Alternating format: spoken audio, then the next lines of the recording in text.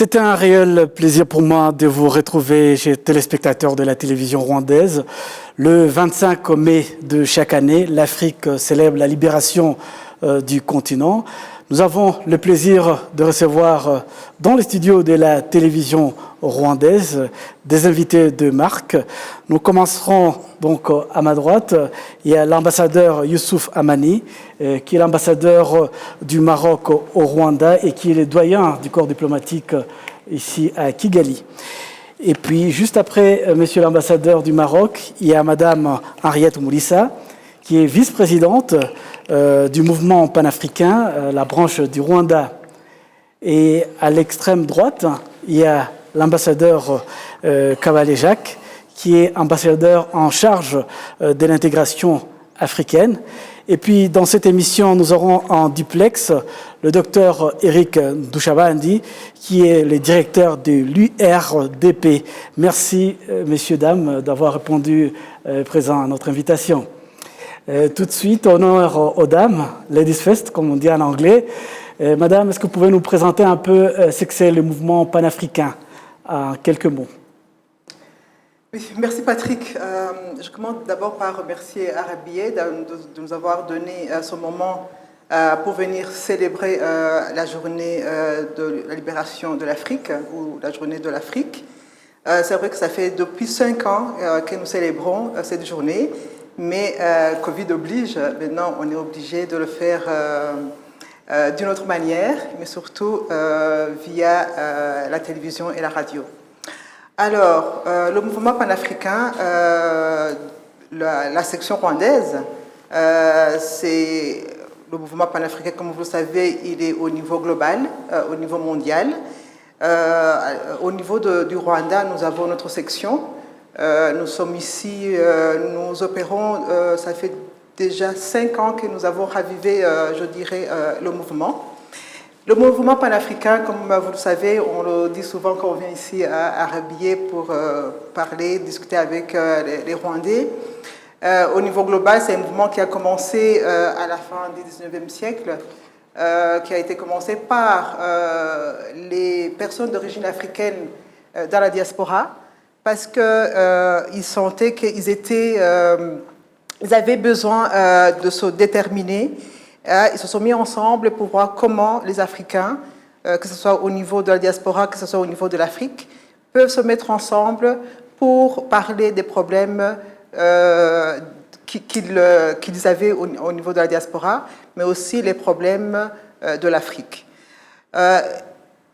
Certaines personnes, donc, dont certains Dubois, où ils ont fait plusieurs conférences, à Londres, aux États-Unis, mais je dirais que la conférence qui a vraiment commencé le mouvement panafricain, c'est une conférence qui s'est tenue à Manchester en 1945, où même les Africains étaient conviés à participer. Je dirais entre autres Kwame Nkrumah qui a participé à cette conférence, et c'est une conférence qui a vraiment jeté les bases à, je dirais, la libération africaine. Après cette période, c'est là où on a vu les pays africains qui ont commencé à avoir leur indépendance. Et depuis cette période-là, il y a eu des conférences encore au niveau de l'Afrique. Quand le Ghana, qui est le premier pays africain à avoir son indépendance en 1957, il y a eu maintenant plusieurs conférences, maintenant vraiment au niveau de l'Afrique, pour parler de cette libération de l'Afrique. Avant, c'était comment l'Afrique pouvait avoir son indépendance, mais après, ça a été vers vraiment une libération beaucoup plus complète. Via ces conférences, on a eu la naissance de l'organisation de l'unité africaine, qui est devenue après l'Union africaine, et les mouvements panafricains est né dans ces contextes-là, au niveau mondial, et dans chaque pays, on a une section. Alors, au niveau du Rwanda, donc on a la section du Rwanda, et depuis 5 ans, le 25 mai, on organise des festivités, plusieurs activités, pour en fait réfléchir d'où on vient, où on est et où on va, au niveau de cette libération de l'Afrique. Où est-ce qu'on en est? On parle de la libération de l'Afrique, on parle de l'autodétermination des Africains.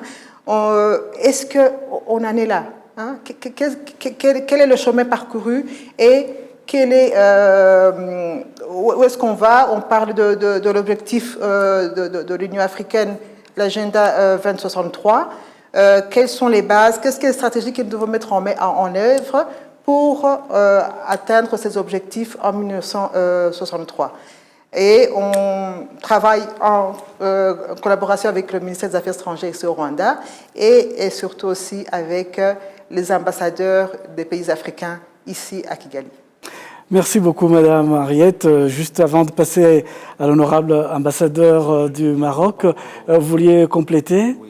Oui, donc on nous vient juste de nous dire que le docteur Eric Ndouchabandi vient de nous rejoindre dans cet échange. Bonsoir, docteur Eric. Bonsoir Patrick, merci pour l'invitation. Voilà, donc vous êtes doyen du corps diplomatique accrédité ici au Rwanda, monsieur l'ambassadeur, et vous aviez quelque chose à ajouter par rapport justement à cette journée de la libération de l'Afrique? Tout à fait, le pan-africain, comme l'a dit l'honorable Henriette, est né ou a vu le jour à la veille de la conférence de 1900 sur le panafricanisme. Il est né à une période où l'abolition de l'esclavage était lancée. Ensuite, le mouvement panafricain a accompagné la phase de décolonisation de l'Afrique. Il a poussé dans ce sens. Le mouvement même a été incarné par les pères de la libération qui, par la suite, ont fondé l'organisation de l'Union africaine. Par la suite, le mouvement continue et s'implante et accompagne les grands projets d'intégration de l'Afrique, les grandes orientations africaines, les agendas. Voilà ce que je voulais dire. Oui, merci beaucoup. Et, ambassadeur Jacques Kabalé, donc il y a l'un des objectifs majeurs de la libération africaine doit passer par un objectif essentiel, c'est de voir comment faire taire les armes sur le continent. Un objectif fixé pour faire taire les armes d'ici de 2013 à 2020, les 7 ans que les États africains se sont donnés pour faire taire les armes. Cet objectif de l'Union africaine a du mal à être atteint. Il y a eu une multiplication plutôt de conflits. Peut-être que Madame Henriette va vous compléter. Qu'est-ce qu'il faut faire? Qu'est-ce que l'Afrique peut faire? Parce que les conflits se sont multipliés. Je pense qu'il y a eu 14 conflits en 2013. On atteint les 18 conflits aujourd'hui en 2020. C'est une régression. On parle même de 21 conflits en Afrique. Merci Patrick. J'aimerais également m'inscrire à ce qui a été dit par mes collègues, que c'est une véritable opportunité qui nous est offerte de pouvoir échanger pour la journée de la libération de l'Afrique. Le faire taire des armes, c'est un défi qui ne se limite pas seulement au continent africain. C'est un défi mondial. Nous savons que même les pays les plus avancés que nous connaissons tous ont du mal à ne pas libéraliser d'ailleurs la vente d'armes. Mais l'Afrique s'est engagée à pouvoir le faire et a mis des mécanismes, de nombreux mécanismes pour pouvoir y arriver. Le Conseil de paix et de sécurité, notamment, c'est de donner l'engagement de pouvoir mettre des mécanismes à tous les niveaux afin de pouvoir stopper la vente d'armes ou les faire taire, notamment en réduisant les zones de conflit. Mais pour supprimer ou faire taire les armes, il faut aller au-delà de la raison qui fait que les gens achètent les armes. Donc, il faut plutôt aller proposer des solutions, notamment à à ces sources de conflits et par la prévention, notamment la prévention des conflits, par la gestion de ces conflits, notamment en mettant le Rwanda en fait d'ailleurs partie des forces de la mission de maintien de la paix. C'est un moyen également de travailler en aval et de prévenir ces conflits. Il est également, c'est un moyen pour réduire et faire taire ces armes. L'Union africaine s'est dotée d'une feuille de route. Et cette feuille de route se donnait comme objectif 2020. C'est ambitieux, mais avec l'aide des États et l'engagement des États, nous pensons que nous pouvons y arriver. Je crois que c'est quelque chose à laquelle on peut arriver, mais il faudra du temps, il faudra énormément de sensibilisation et de responsabilisation des États, des pays, pas seulement au niveau élevé, mais au niveau des citoyens, notamment en sensibilisant les populations. Je prends l'exemple du Rwanda, au lendemain de la guerre, au lendemain du génocide. Plusieurs mesures ont été prises, notamment la récupération d'armes en toute sérénité, sans sanction auprès de ceux qui en avaient, la sensibilisation des citoyens concernant leur propre sécurité également. C'est un ensemble de mesures inclusives où le citoyen doit être au centre de cette sensibilisation afin d'arriver réellement à faire taire ces armes et à réduire ces zones de conflit. Et quelle peut être la contribution du mouvement panafricanisme pour justement atteindre cet objectif? Alors, le mouvement panafricain, je dirais, notre objectif, c'est vraiment conscientiser les Rwandais à s'insérer dans l'agenda africain et à promouvoir la dignité et la solidarité des peuples africains. Et notre objectif, comme c'est dans l'objectif de l'agenda 2063, c'est vraiment l'unité africaine. Et je pense, je quote souvent les pères du panafricanisme, que ce soit Kwame Nkrumah ou Nyerere, qui ont dit sans l'unité africaine, l'Afrique n'a pas de futur. Et je pense que les guerres qui sont la cause du sous-développement, de la pauvreté que nous rencontrons, qui est un des problèmes de l'Afrique, c'est aussi, moi je fais le lien de ces guerres-là et la pauvreté ou le sous-développement.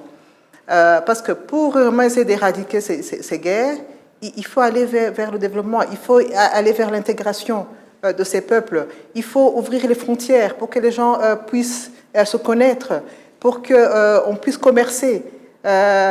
Et je pense que le rôle de notre mouvement, c'est vraiment de conscientiser surtout les jeunes, parce que nous on travaille surtout avec les jeunes, pour qu'ils puissent vraiment être des citoyens qui vont mener notre Afrique à ces objectifs de 63. Les objectifs de 63, c'est vraiment avoir une Afrique intégrée, une Afrique prospère, une Afrique qui a la paix et la sécurité, une Afrique qui est dirigée par ces populations, et une Afrique qui a un mot ou un rôle à jouer sur le plan mondial. Et je pense que sans qu'on taise les armes, on ne peut pas arriver à ces objectifs-là. La paix, la sécurité, c'est une précondition pour qu'on puisse parler des autres objectifs. Et je pense que c'est important. On avait dit ou fixé l'objectif 2020 pour faire taire les armes. Comme vous l'avez dit, et l'ambassadeur l'a dit, il y a encore les conflits. On entend des conflits au Congo, au Tchad, partout. Dans le Sahel. Dans le Sahel, oui. En Libye. Et on se dit, mais pourquoi les Africains, pourquoi on est là pour s'entretuer? Et je pense que c'est aussi la voie, le chemin de la libération, parce que ces conflits, quand on les analyse, c'est souvent des conflits qui sont organisés ou orchestrés par d'autres acteurs qui ne sont pas au niveau, qui ne sont pas des Africains. Oui. Et c'est cette néocolonisation que nous devons aussi combattre.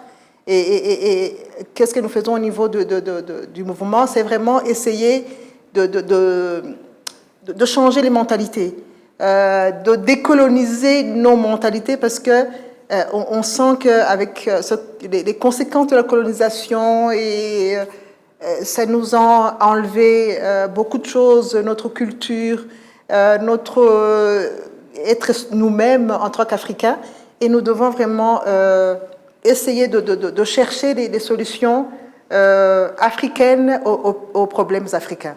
Et c'est là que nous essayons vraiment de sensibiliser les gens, les Africains, les Rwandais, pour que vraiment s'insérer dans ce agenda africain. Sans l'unité africaine, on ne va nulle part. Oui, probablement on va revenir sur la gouvernance en Afrique, qui peut aussi être un sujet qui conduit au conflit. Prenons Monsieur Eric Ndushabandi, docteur Eric Ndushabandi. Je rappelle que vous êtes le directeur de l'URDP, l'Institut de recherche et de dialogue pour la paix. Est-ce qu'on peut parler, docteur Eric, d'une nouvelle ligne idéologique du panafricanisme aujourd'hui? Surtout quand on pense que l'Afrique compte dans sa grande majorité, comme vient de le dire Madame Henriette, une population jeune de moins de 20 ans. Est-ce qu'on peut parler d'une nouvelle ligne idéologique du panafricanisme aujourd'hui qui peut justement intéresser cette jeunesse qui compte la majorité du continent africain? Merci Patrick, bonsoir à tout le monde. Je voudrais revenir sur la question de dire est-ce que nous sommes en présence d'une renaissance, un renouveau, et comment faire taire les armes finalement en Afrique. Je voudrais dire que il y a cet héritage colonial et il y a la mauvaise gouvernance, il y a la pauvreté extrême, mais aussi les colonisateurs et l'impérialisme qui continuent à faire la stratégie pour régner les populations. Et donc, c'est tout ce qui c'est l'instrumentalisation des identités sociales et politiques en Afrique. Et je pense à ta question, comment l'Afrique aujourd'hui renforce sa ligne d'indépendance qui a été partiellement acquise dans les années 45-62. Y a-t-il une nouvelle vie? Parce que ces désirs profonds d'être africain avec toutes ces valeurs, elle est maintenant institutionnelle à travers l'Union africaine aujourd'hui. Pour l'Union africaine, c'est une idéologie, j'allais dire, vide ou seulement des idées. C'est plutôt un projet réel. C'est des projets intégrés. Oui, docteur Eric, on va essayer de vous... Il y a un problème de connexion. Nous allons vous reprendre tout à l'heure. Du côté de la région médique, on vous reprend tout à l'heure. Nous continuons ici au niveau de notre studio. Oui. Permettez que je dise un mot sur les armes. Oui, bien sûr. Je voulais justement poser la question de savoir comment se porte la coopération entre les États africains pour faire taire les armes en cette année 2020. Ça fait déjà 7 ans que cet objectif a été lancé. Tout à fait. Alors, durant le sommet du 26 mai 2013, les chefs d'État africains réunis à Addis Abeba ont lancé, en marge de ce sommet, une idée. Ils ont réfléchi ensemble comment on va faire taire les armes. Ils se sont dit, nous ne devons pas léguer aux générations futures le fardeau des crises, des conflits, des guerres, de l'insécurité, de la famine, de la pauvreté, de tout le reste. Et c'est de là qu'est née l'idée de faire taire les armes. Mais les chefs d'État savaient très bien à cette époque-là qu'on n'allait pas arriver entre 2013 et 2020 à faire taire les armes. En pensant aux armes, ne pensait pas uniquement aux armes, mais pensait aussi à tous les corollaires, les trafic d'armes, trafic de drogue, trafic d'êtres humains, toutes sortes d'abus, la criminalité, la cybercriminalité, etc.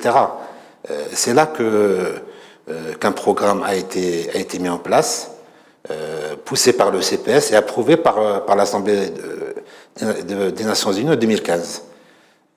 D'ailleurs, le programme des ODD des Nations Unies, au point 16, rejoint la question de faire taire les armes. Donc un programme est mis en place. Il s'agit de développer l'économie, il s'agit de lutter contre les mines, contre le terrorisme, sécuriser les frontières, protéger les populations, leur donner des alternatives pour ne pas se lancer dans la criminalité, etc. Donc il y a un programme qui est soutenu par les Nations Unies et qui s'insère tout à fait dans le programme des ODD des Nations Unies, le programme de 2030. Voilà ce que je voulais vous dire. Oui, merci bien. Tout à l'heure, je soulevais la question de la gouvernance en Afrique. Cette gouvernance est mise à mal dans plusieurs États africains. Quel peut être le rôle du mouvement panafricaniste pour aider les États africains à s'inscrire dans la gouvernance, dans la bonne gouvernance, qui permet justement d'éviter plusieurs des conflits, parce que s'il n'y a pas bonne gouvernance, il y a une mauvaise partage des ressources et des richesses. Cela crée des frustrations et qui conduit au conflit. J'aimerais demander à tout le monde, on commence par Madame, et puis on verra avec l'ambassadeur Cavalet, et puis les doyens du corps diplomatique. Madame. Oui, merci Patrick. C'est vrai que la gouvernance, un problème de gouvernance. La mauvaise gouvernance, c'est un mal africain. Et c'est aussi, ça a un lien aussi avec le néocolonialisme. Parce que quand on voit comment les pays africains ont tout fait pour acquérir l'indépendance, mais après, les pays colonisateurs ont essayé de revenir sous une autre forme pour continuer, bien sûr, à profiter des richesses africaines. Et comment profiter des richesses africaines? C'est via la division pour régner, c'est via mettre le chaos pour continuer à se servir, et aussi via mettre les dirigeants qu'eux, ils peuvent manipuler. Et donc, on sent que voilà, la gouvernance, les dirigeants au niveau de l'Afrique, c'est vraiment là où réside un grand problème. Parce que je dirais que c'est pas les dirigeants que je dirais l'Afrique veut ou qui sont là pour vraiment regarder et mettre les peuples au centre de leurs préoccupations. Et je pense que c'est aussi des dirigeants qui ne sont pas, pour moi, ils ne sont pas panafricains. Parce que quand tu mets l'agenda d'autres pays en premier, au lieu de mettre l'agenda de ton pays, de ta population en premier, il y a un problème. Donc c'est là où il y a un problème de partage de ressources, c'est là où il y a un problème de cette pauvreté voilà, qui continue, qui s'aggrave. Il manque d'éducation, manque d'accès à la santé. Et au niveau de notre mouvement, on essaie de travailler la base, de travailler la population, parce qu'il faut qu'à un certain moment, on se dise, voilà, c'est ça qu'on veut. Il faut qu'on essaye de mettre au défi nos dirigeants et leur dire, voilà, nous, on veut plus, on veut sortir de la pauvreté. Nous, on veut les écoles, nous, on veut les hôpitaux, nous, on veut les routes, on veut les infrastructures qui nous permettent à nous développer. On veut un environnement favorable pour un développement durable et inclusif. Et voilà, donc au niveau de la base, au niveau de la population, on essaie de travailler les consciences, de travailler les mentalités pour qu'on puisse nous dire, voilà, on peut y arriver, on est capable, mais il faut que on puisse aussi, au niveau de nos pays, produire aussi des dirigeants qui sont panafricains, et qui pourront mettre la population ou l'Africain vraiment au centre de tout le programme de développement. Oui, l'ambassadeur Jacques Abalé, ce problème de gouvernance, c'est un vrai problème en Afrique. Ça fait 60 ans, 63 ans déjà pour le Ghana, ce pays a atteint son indépendance. C'est aussi facile de dire que le problème vient de chez les autres. Est-ce qu'en Afrique, nous autres, qu'est-ce qu'on fait pour qu'il y ait une gouvernance responsable dans notre continent? Je pense que l'Afrique a fait des grands progrès en matière de gouvernance. Il faut reconnaître que l'héritage colonial a été assez catastrophique. Les premiers dirigeants n'avaient pas été vraiment préparés à assumer des responsabilités étatiques. Et même quand ils étaient préparés, il y en a quelques-uns, ils étaient suivis de très près par le colonisateur ou l'Occident en général, et ils n'avaient pas les moyens de pouvoir gérer leurs États comme il se devait. Et également, même leur population n'était pas préparée également à assurer le contrôle ou l'accompagnement de ces dirigeants qu'ils élisaient. Je crois que vous le savez comme moi, jusqu'à ce jour, à l'issue des élections libres, démocratiques, des dirigeants sont élus, mais pour qu'ils soient réellement légitimés, ils doivent être reconnus, approuvés par les anciens, soit colonisateurs ou l'Occident en général, alors que ceux-ci n'ont même pas participé à ces élections. Donc il y a effectivement énormément d'handicaps que connaissent nos dirigeants, mais reconnaissons qu'il y a une nouvelle génération de dirigeants aujourd'hui en Afrique.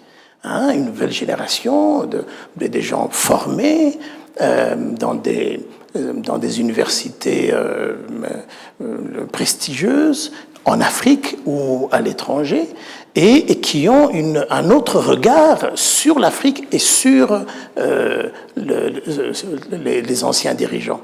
Donc il y a des efforts qui se font réellement et qui sont palpables.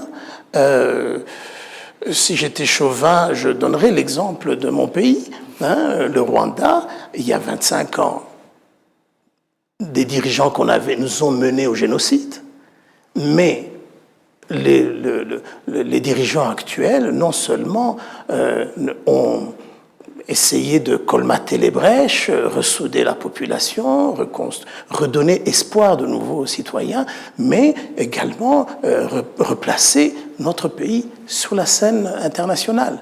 Je crois que étant donné qu'il y a la mondialisation, il y a accès à l'information, il y a les universités du monde entier qui sont accessibles aujourd'hui en ligne ou en y allant. Les dirigeants actuels peuvent se doter, s'accompagner d'excellents conseillers, des personnes choisies, mais sur base de leur expertise et non sur base familiale, communautaire ou ethnique. Et cela commence à donner des résultats en Afrique. Hein, nous le voyons dans beaucoup de pays, je ne vais pas citer pour ne pas en vexer, mais l'espoir, sincèrement, est là. Et je pense que la jeunesse africaine qui est en train de vivre ce que nous vivons, qui voit et qui bénéficie de ces formations et de cette instruction, peut demain assumer différemment de nos pères chefs d'État ou dirigeants des États. Oui, au niveau du Maghreb, si on doit parler toujours de la gouvernance, vous êtes bien entendu les douanes des ambassadeurs accrédités à Kigali. Vous venez d'un pays du Maghreb. On peut prendre l'exemple de votre pays, le Maroc.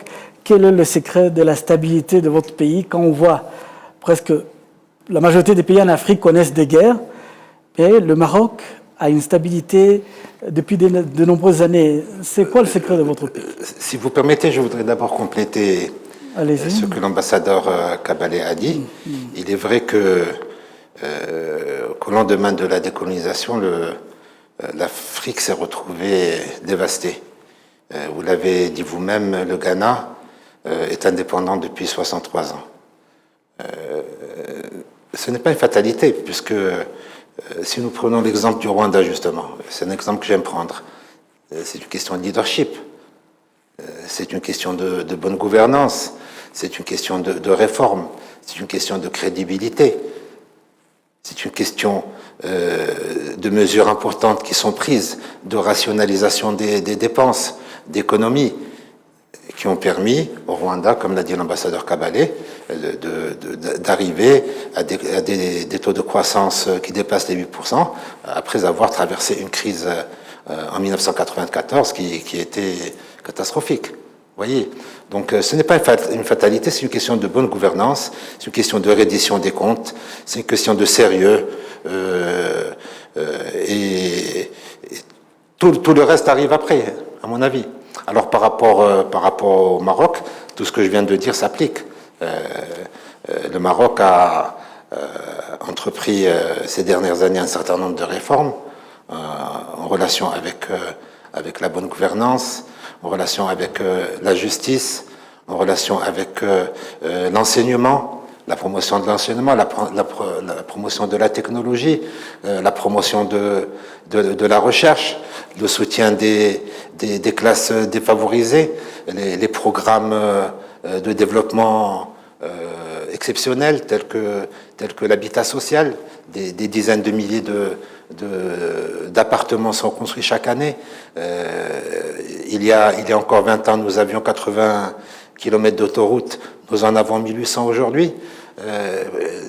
Nous avons construit des ports, des aéroports, nous atteignons plus de 10 millions de touristes par an. Donc beaucoup d'efforts dans le cadre de la bonne gouvernance, de la bonne gestion ont été entrepris, qui donnent les résultats que nous avons actuellement, grâce à, bien entendu, la clairvoyance de Sa Majesté le roi Mohamed VI, grâce à son leadership. Voilà. Merci beaucoup. Ambassadeur Jacques Kabalé, si vous permettez, on va parler un peu politique étrangère, vraiment africaine. Aujourd'hui, comment l'Afrique peut soigner son image sur la scène internationale? Merci. L'Afrique a déjà commencé à soigner son image.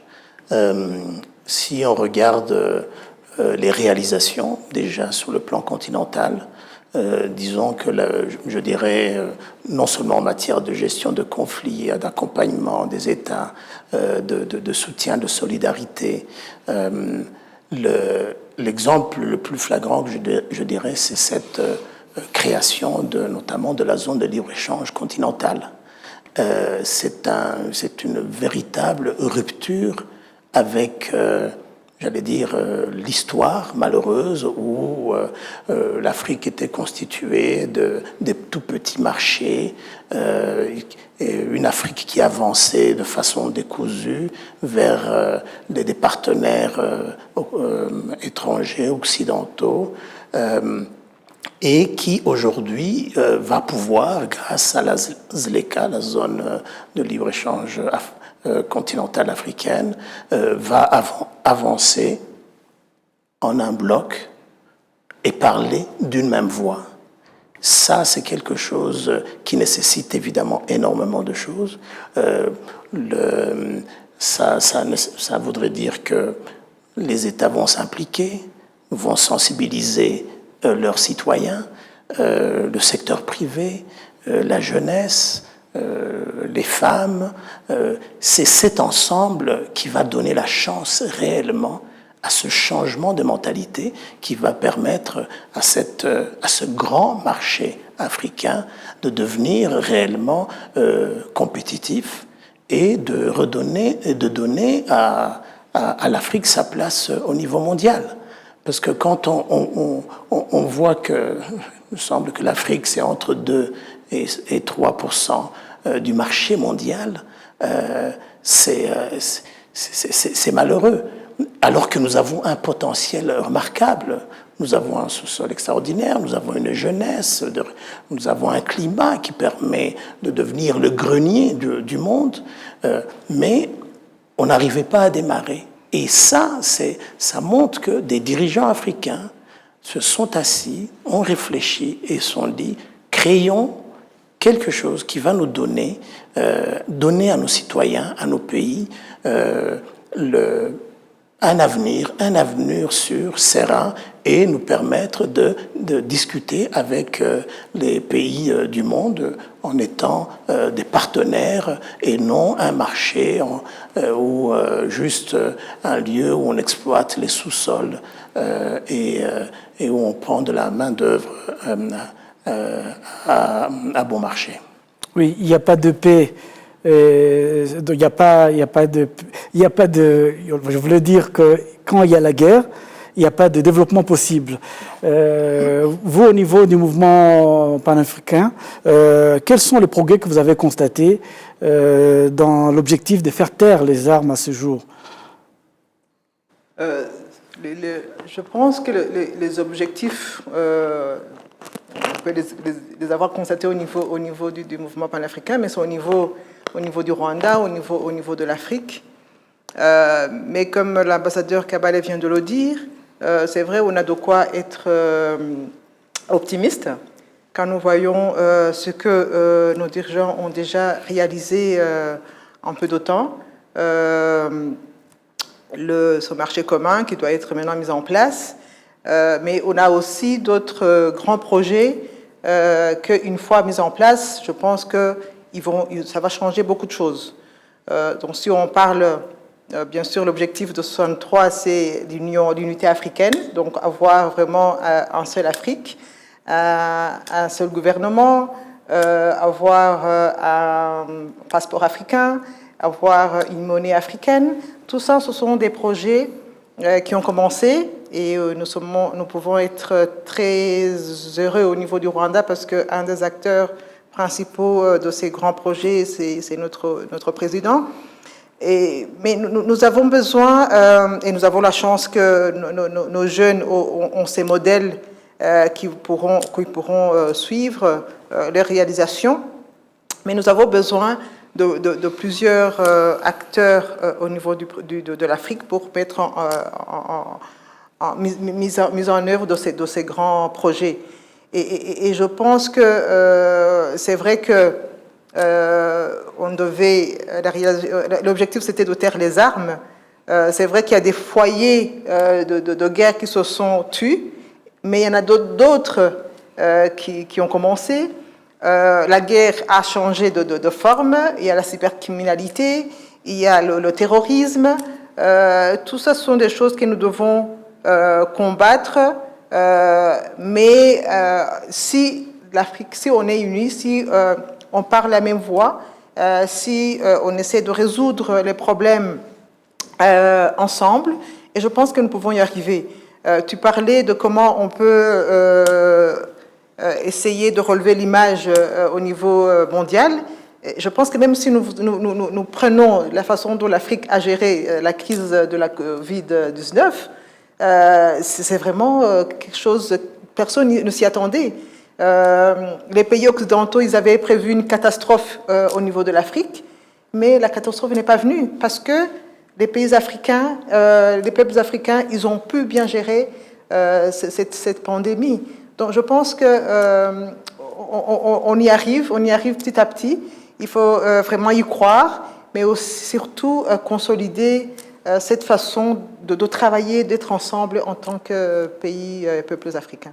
Je vous prends au mot. Je crois que l'ambassadeur du Maroc voulait nous parler également de ce Covid-19, cette crise majeure qui a secoué le monde, qui a mis... Tout le monde s'attendait à l'hécatombe de l'Afrique. Qu'est-ce qui a été fait pour connaître les résultats actuels? Alors, il faudrait savoir que le Covid n'est pas une fatalité. Ce n'est pas un fléau qui est tombé sur l'humanité du jour au lendemain et que tout le monde en soit étonné.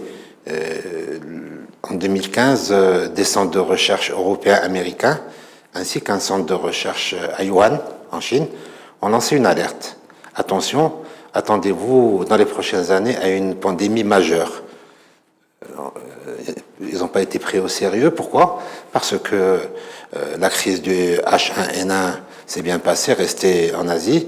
Le SRAS, idem, il n'y a pas eu de problème. La grippe dite de Hong Kong n'a pas causé beaucoup de dégâts. Ebola resté cantonné du côté de l'Afrique de l'Ouest. Donc on n'a pas pris au sérieux cette question. Quand le coronavirus ou le nouveau coronavirus est arrivé, on a été dépassé, l'OMS a été dépassé. L'OMS ne savait pas comment aborder la question. Et la gestion au niveau international de la crise du Covid a été gérée d'une manière unilatérale. Chaque pays a géré selon ses moyens, il n'y a pas eu de solidarité. Il y a eu des contradictions. Mettez les masques, ne les mettez pas, utilisez les médicaments dédiés au malaria, d'autres utilisent les médicaments, voilà, d'autres utilisent les médicaments dédiés réservés au sida, etc. Là maintenant, il faut réfléchir à l'avenir. Il faut des normes. Il faut déjà des normes au niveau international par rapport à l'OMS. Poser des normes. S'il y a une pandémie, voilà comment nous devons réagir. Au niveau africain, idem.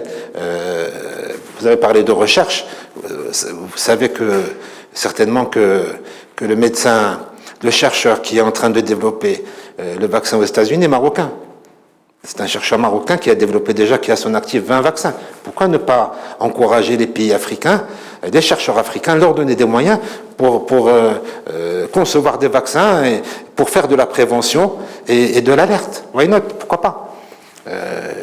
Il y a également les systèmes de santé. On s'est retrouvé avec des systèmes de santé incapables de suivre la progression du virus.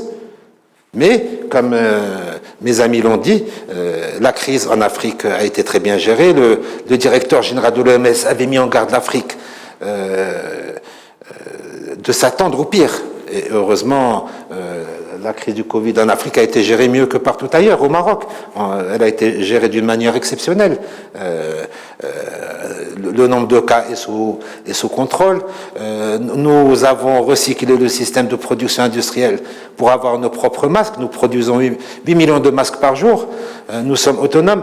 Nous produisons des appareils de respiration. C'est de ça qu'il faut s'inspirer à l'avenir pour être autonome. Les circuits d'approvisionnement ont été rompus. Il faut s'arranger pour que, en cas de crise, on ait suffisamment de nourriture entre pays voisins. La CEA a bien géré la crise. Il y a une bonne coopération. Le secrétariat général de la CEA, de la Communauté d'Afrique de l'Est, a mis à la disposition des pays membres des laboratoires mobiles. Ce sont des actions à encourager, à mon avis. Donc il faut mettre en place des normes au niveau international qui soient appliquées par tous, des normes africaines et des normes régionales, à mon avis.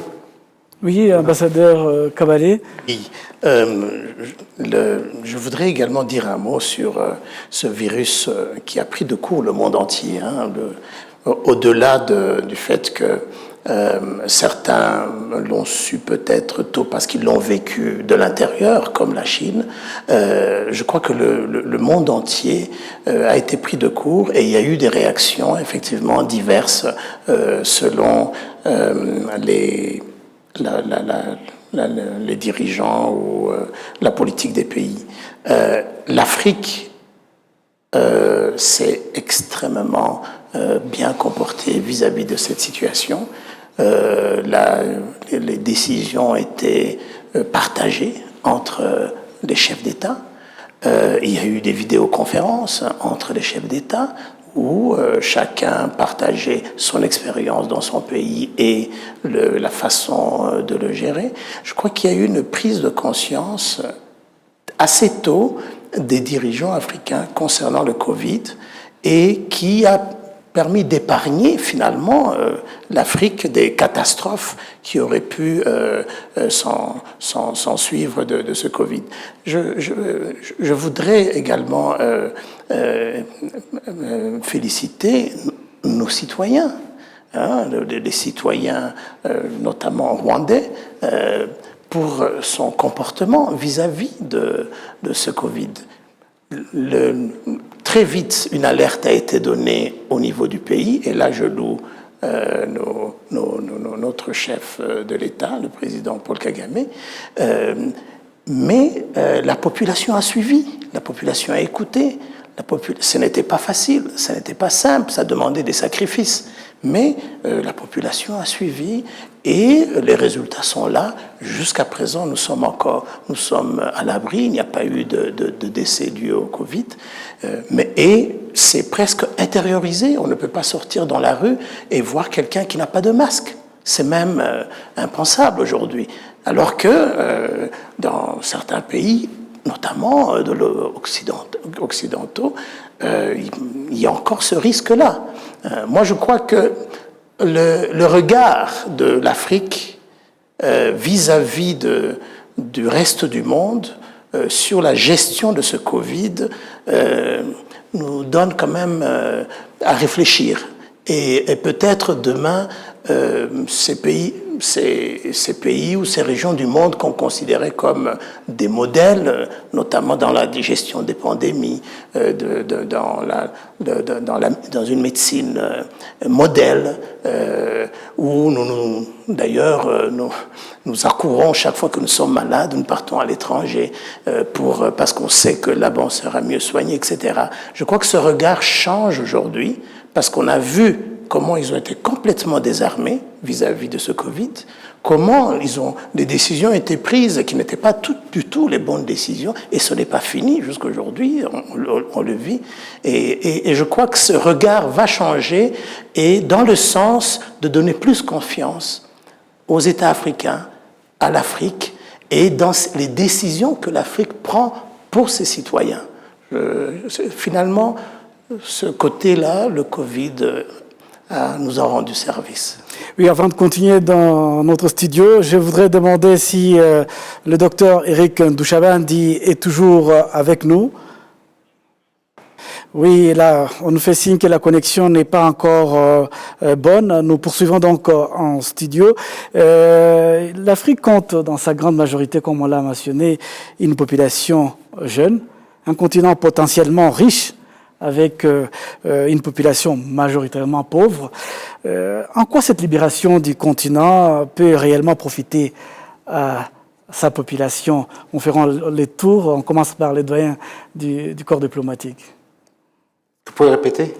Oui, je disais donc que l'Afrique, c'est un continent riche. La population est majoritairement jeune, avec le moins de 20 ans. Malheureusement, cette population est pauvre. Cette libération que nous célébrons le 25 mai, hein, en quoi cela peut réellement profiter à cette population? Alors, comme l'a dit l'ambassadeur Kabalé,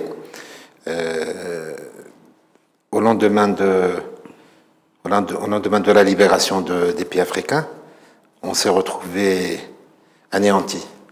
Mais nous sommes un continent riche. Nous sommes un continent qui a des richesses forestières, qui a des richesses minérales, qui possède des diamants.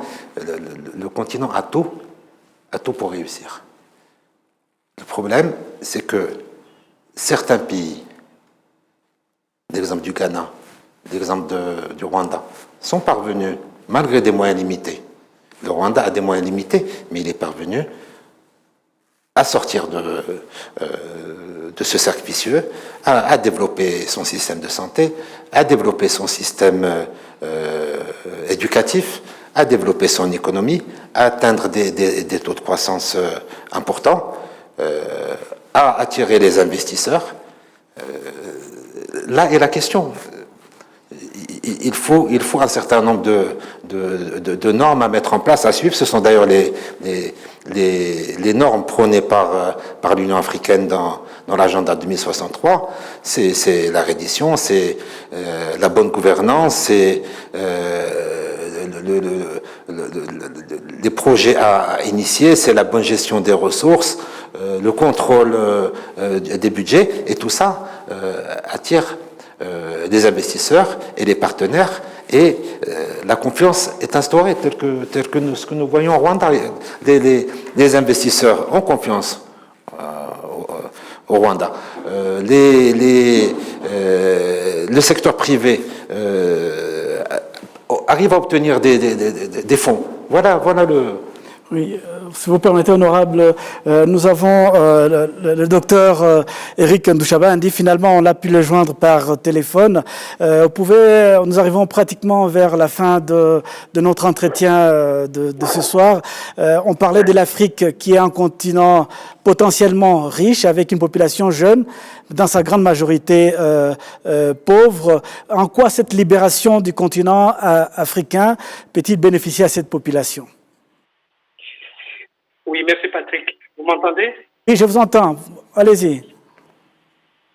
D'accord, je répondrai en revenant sur quelques dimensions qui ont fait blocage pendant des années. C'est par exemple des lignes politiques cohérentes ou des politiques étrangères cohérentes des pays africains et qui vont au-delà des leaders au pouvoir, mais vraiment des doctrines bien ancrées et des doctrines qui placent les citoyens, la population au centre.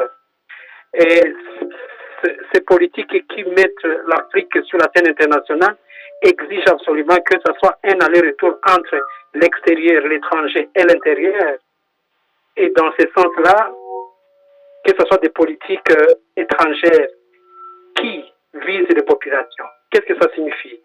Ça signifie que ce soit une Afrique des compétences et une Afrique qui revisite son système d'éducation, son système de santé, où le capital humain est au centre.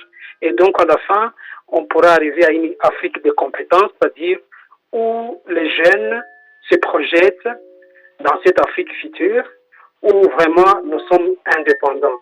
Mais par rapport aux politiques économiques africaines, par exemple, tout cela dépendra de la capacité. Les rapports entre l'extérieur et l'intérieur, où les États africains avec les organisations internationales, les États séparés, ou alors des organisations financières internationales, je vois ici la dette ou le poids de l'aide étrangère.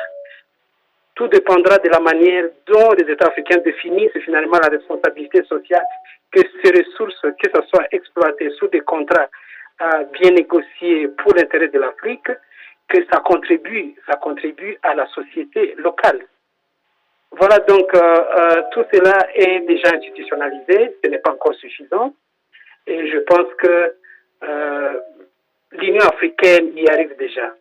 Je finirai par revenir, si vous permettez, de revenir un peu sur le Covid-19, la crise par exemple. Très rapidement. La cohérence des systèmes de gouvernance en Afrique, c'est vrai, cette prise de conscience que les ambassadeurs ont souligné, mais aussi la capacité de résilience des États africains de savoir tirer des leçons du passé, Ebola et les autres pandémies qui ont attaqué l'Afrique. Mais je soulignerai aussi quand même, comme académique, je déplorerai aussi quand même, malgré les bons signes de pragmatisme, de mettre de côté les luttes idéologiques, politiques et les agendas électoraux et en mettant au centre la santé des populations, par exemple.